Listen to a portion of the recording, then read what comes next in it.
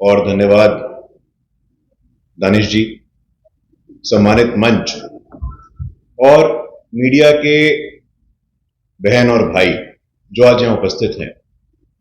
साथियों, देश में एक भयानक षड्यंत्र चल रहा है, एक खतरनाक कॉन्स्पिरेसी चल रही है। और ये कॉन्स्पिरेसी क्या है, ये षड्यंत्र क्या है? वंचित, शोषित और पीड़ित दलित, आदिवासी, पिछड़े, इनकी हकमारी करने का प्रयास हो रहा है। लगातार यह कोशिश की जा रही है इन शक्तियों के द्वारा जो आरक्षण और संविधान के नाम पे राजनीति कर रहे हैं, आरक्षण और संविधान को राजनीतिक हथकंडा बनाकर के उपयोग कर रहे हैं। अभी कुछ ही दिनों पहले देश के लोकप्रिय यशस्वी प्रधानमंत्री जी ने आगाह किया था। उन्होंने पूर्व प्रधानमंत्री श्री मनमोहन सिंह जी का बयान कोट किया था और कहा था, मनमोहन सिंह ने आधिकारिक रूप से, विधिवत रूप से, सार्वजनिक रूप से यह कहा था कि देश के संसाधनों पे पहला हक देश के मुसलमानों का है। यह कहां से जायज है, हम पूछना चाहते हैं। बिहार में महागठबंधन के ताकतों से, राष्ट्रीय स्तर पर इंडिया अलायंस के लोगों से अगर आपने कहा होता कि देश के संसाधनों पे पहला हक वंचितों का है, शोषितों का है, पीड़ितों का है, गरीबों का है, तो हमने स्वागत किया होता। लेकिन एक भयानक षड्यंत्र चल रहा है। संवैधानिक रूप से जो आरक्षण हम लोगों को प्राप्त है, यह मुस्लिम समाज को देने का प्रयास जारी है। उदाहरण है, यूनाइटेड आंध्र प्रदेश में कांग्रेस की सरकार ने ऐसा किया है।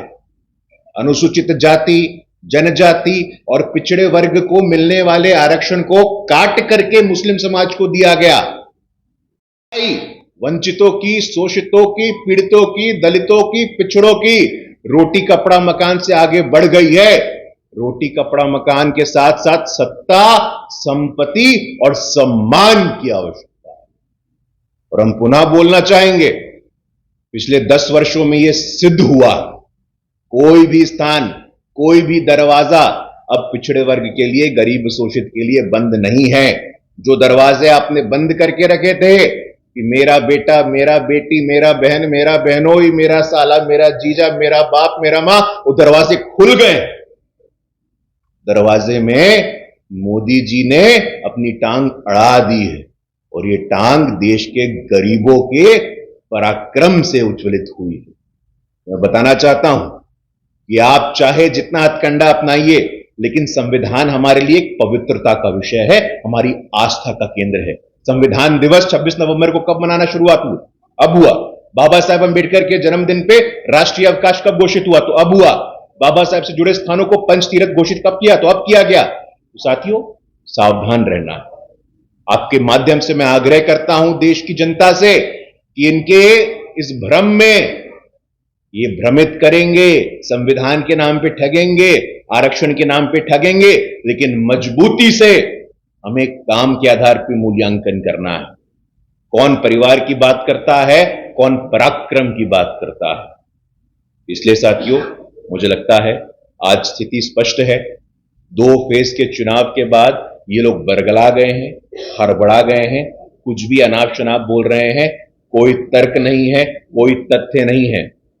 तेजस्वी यादव हो, राहुल गांधी हो, मेरे पार्टी का कोई भी दलित पिछड़ा समाज का नेता उनसे सार्वजनिक मंच पे डिबेट करने को तैयार है। अगर आपकी हिम्मत है तो आइए सामने, आपने काम किया है तो आइए सामने, लेकिन देश की जनता को भ्रमित करना और ग्रांटेड लेना बंद करिए।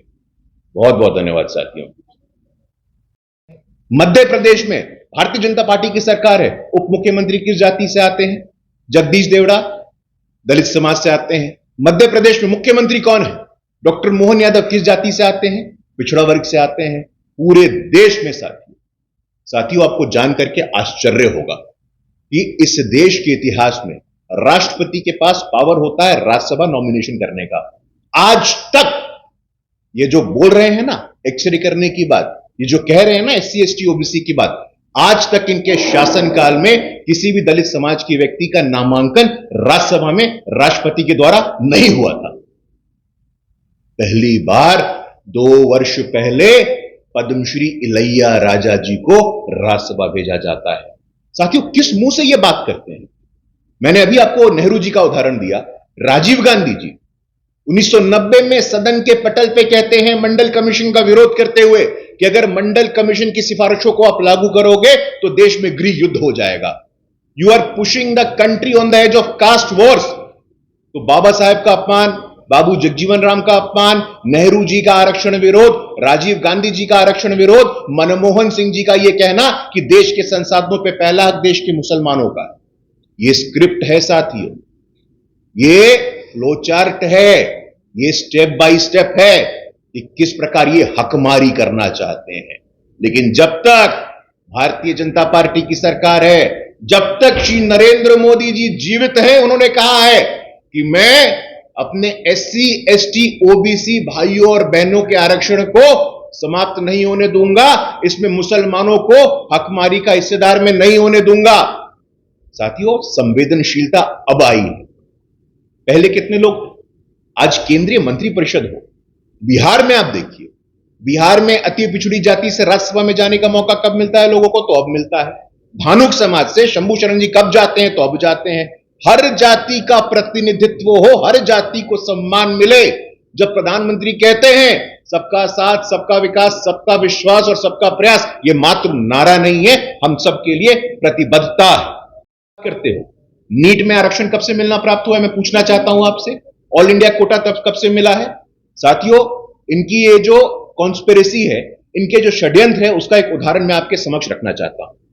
2011 तक जामिया मिलिया विश्वविद्यालय, जो केंद्रीय विश्वविद्यालय है, वहां पे अनुसूचित जाति, अनुसूचित जनजाति, पिछड़ा वर्ग को आरक्षण मिलता था एडमिशन में और रिक्रूटमेंट में। लेकिन 2011 में इस षड्यंत्र की पृष्ठभूमि देखो आप, कि जामिया मिलिया हो, अलीगढ़ मुस्लिम विश्वविद्यालय हो, उसको माइनॉरिटी इंस्टीट्यूशन का टैग देकर के पिछड़े वर्ग के आरक्षण को समाप्त किया गया। तो जामिया मिलिया, अलीगढ़ मुस्लिम यूनिवर्सिटी, कर्नाटक, आंध्र प्रदेश, ये डिजाइन के तहत, योजना के तहत, स्ट्रैटेजी के तहत हकमारी का प्रयास कर रहे हैं, जिसको हमें किसी भी कीमत पे कामयाब नहीं होने देना है। साथियों, हम पुनः बोलना चाहते हैं कि राहुल गांधी जी की यदि मंशा होती, कांग्रेस पार्टी की यदि मंशा होती, तो उनके व्यवहार में दिखता। इस वर्ष की शुरुआत में बिहार के जननायक कर्पूरी ठाकुर जी को भारत रत्न का सम्मान मिला, सर्वोच्च सम्मान मिला, अति पिछड़ी जाति को सम्मान मिला। पहले संभव था क्या?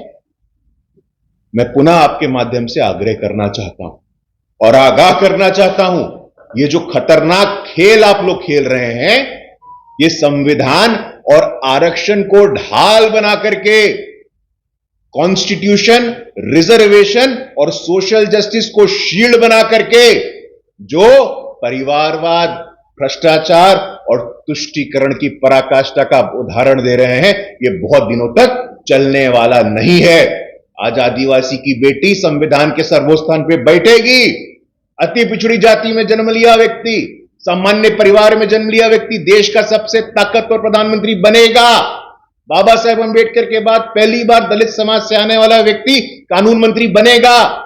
राष्ट्रपति भी अपने नामांकन में दलित समाज की व्यक्ति को राज्यसभा भेजेंगे। पार्टियों में पद्म सम्मान हो, भारत रत्न हो, 2016 के पहले कैसे मिलता था?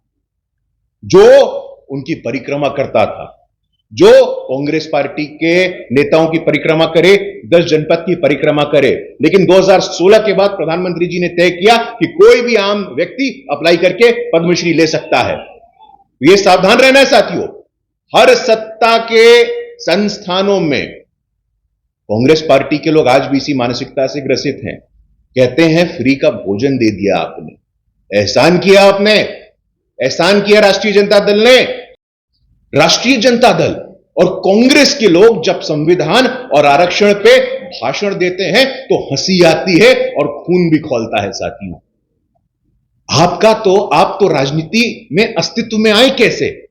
यहीं बगल के गांधी मैदान में विरोध हुआ था कि सिंहासन खाली करो कि जनता आती है। कांग्रेस के विरोध से आपका राजनीतिक अस्तित्व पनपा और आज आपके सर्वाइवल का थ्रेट है।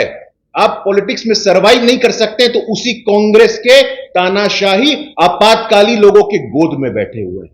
मैं पूछना चाहता हूं आपसे साथियों, मौलिक बात इतनी सी है कि ये जितने भी परिवारवादी लोग हैं ये आरक्षण और संविधान को ढाल बना रहे हैं। They are using it as a shield. और शील्ड क्या? शील्ड छुपाने के लिए अपने भ्रष्टाचार को, अपने परिवारवाद को, अपने तुष्टीकरण की राजनीति को। इन लोगों को बर्दाश्त नहीं होता है। ये जितने भी इंडिया अलायंस के लोग हैं, आप उत्तर से लेकर के दक्षिण तक देखिए। मैं चुनौती देता हूं, मैं पूछना चाहता हूं, आप इस बात को स्वीकार नहीं कर सकते हो, आप इस बात को बर्दाश्त नहीं कर सकते हो कि संविधान के सर्वोच्च स्थान पे एक आदिवासी की बेटी आज बैठी है। क्या क्या बोला गया था उनके खिलाफ? कांग्रेस के नेता विपक्ष अधीर रंजन चौधरी क्या बोले थे? कांग्रेस के राष्ट्रीय प्रवक्ता उदित राज क्या बोले थे? मैं नहीं बोलना चाहता हूं, लेकिन आपके माध्यम से मैं पुनः बोलना चाहता हूं कि इन लोगों को अपने बर्दाश्त करने की क्षमता बढ़ानी चाहिए, अपने पाचन तंत्र पे काम करना चाहिए। आदिवासी की बेटी संविधान के सर्वोच्च स्थान पे बैठेगी।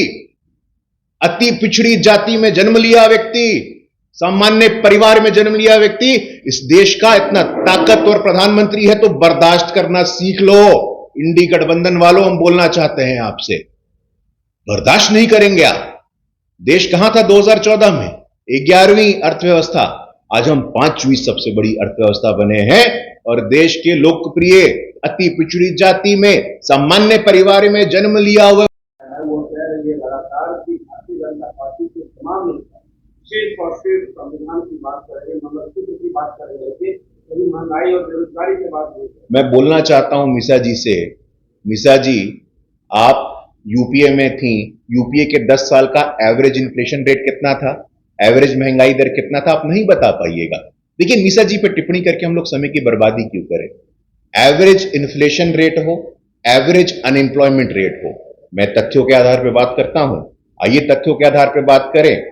Average inflation rate, average unemployment rate आपके समय में कितना था, आज कितना है? 3% से अंतर हुआ है। आज बेरोजगारी और महंगाई आपके जमाने से बहुत कम हुई है।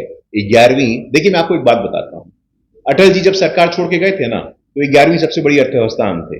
2014 में जब ये लोग आए तब भी हम 11वीं सबसे बड़ी अर्थव्यवस्था थे। अब कितने हैं? 5वीं सबसे बड़ी अर्थव्यवस्था है। 50 करोड़ से अधिक बैंक के खाता है। तो ये बोलने की बात होती है, तथ्य तर्क में दम नहीं होता है बोलने के लिए। जंगल राज और स्लोगन से आप लोग पिछले सालों तक दूसरा परिवारवाद जो कर रहा है, जदयू में भी हुआ है और ये चिराग पासवान ने भी अपने परिवार में होती है, तो ये भी तो परिवार वाला पार्टी होती है। देखिए ऐसा है कि परिवारवाद की बहस निश्चित रूप से निष्पक्ष होनी चाहिए। मैं आपसे आग्रह करता हूं, हमारी पार्टी भारतीय जनसंघ और भारतीय जनता पार्टी 1952 से हम लोग हैं। 1952 से लेकर के 2024 तक कोई भी पिता पुत्र हमारे यहां अध्यक्ष हुआ है क्या? बिहार का उदाहरण लीजिए, कोई पिता पुत्र अध्यक्ष हुआ है क्या? कोई पिता पुत्र मुख्यमंत्री हुआ है क्या? मैं पूछना चाहता हूं आपसे। देखिए परिवारवाद का अर्थ क्या है कि एक परिवार के अंदर पार्टी रहेगी। हमारे यहां पूरा पार्टी हमारा परिवार है। दूसरा विषय आपने जंगल राज का उठाया, लॉ एंड ऑर्डर एक प्रमुख मुद्दा है।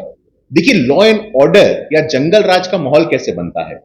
जब अपराधी किस्म के लोग सत्ता में आते हैं तो अपराधियों को संरक्षण प्राप्त होता है, और यह संरक्षण नहीं प्राप्त होना चाहिए। निश्चित रूप से लॉ एंड ऑर्डर में जो कड़ा से कड़े कार्रवाई करने की आवश्यकता होगी हम करेंगे, और लॉ एंड ऑर्डर एक मुद्दा है और इस मुद्दे पे हम उनके कुरीतियों को स्मरण कराते रहेंगे।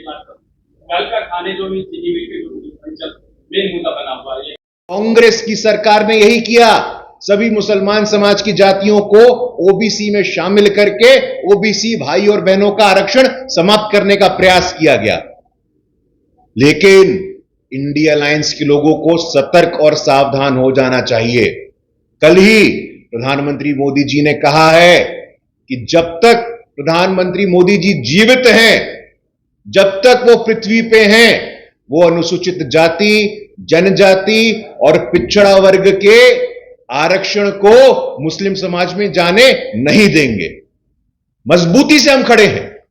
जब 2014 में प्रधानमंत्री मोदी जी का पहला भाषण हो रहा था सदन के पटल पे उन्होंने तभी कहा था कि देश में जो सरकार बनी है, इस सरकार के केंद्र में कौन होगा, तो गरीब, शोषित, पीड़ित और वंचित रहेंगे।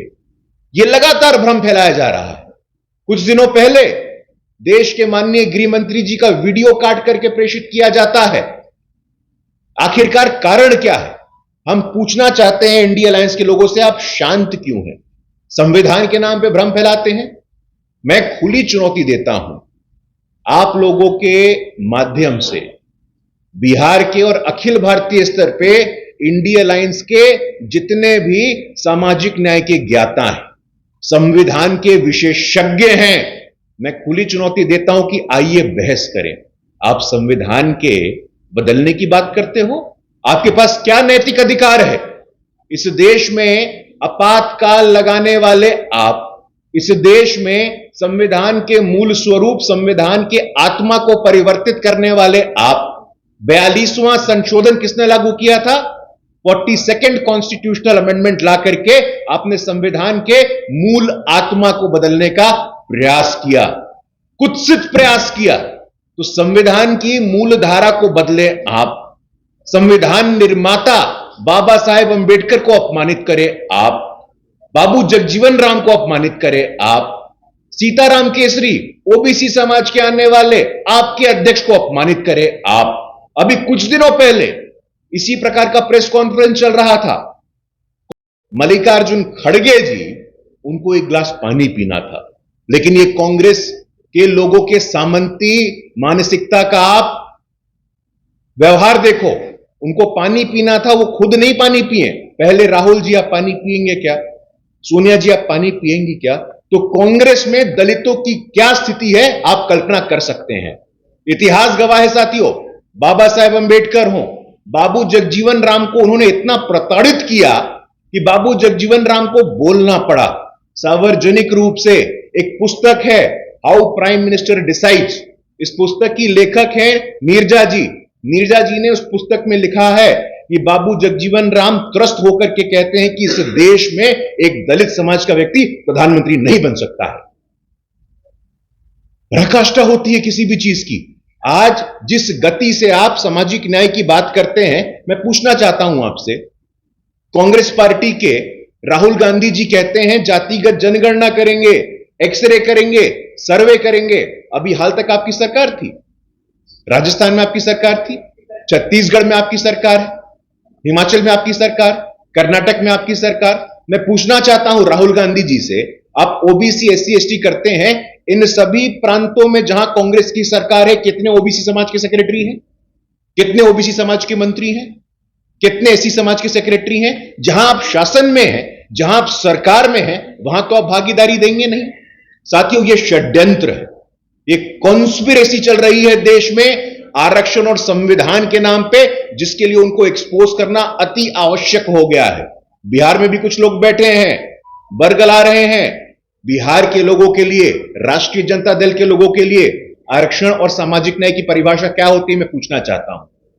लालू जी पार्टी के सर्वे सर्वा, उनकी पत्नी विधान परिषद में नेता प्रतिपक्ष, उनका दूसरा बेटा नेता प्रतिपक्ष बिहार विधानसभा, दूसरा बेटा सरकार आने पे मंत्री, एक बेटी सारण से उम्मीदवार, दूसरी बेटी राज्यसभा में। क्या सामाजिक न्याय और आरक्षण की परिभाषा आपके परिवार से प्रारंभ होती है और आपके परिवार पे अंत होती है? हम पूछना चाहते हैं।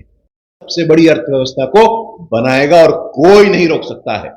चंद्रमा के दक्षिणी गोलार्ध पे पहुंचने की बात हो, G20 की बात हो, लगातार वित्तीय समावेशन की बात हो, सामाजिक छुआछूत के साथ साथ एक आर्थिक छुआछूत भी इस देश में दे।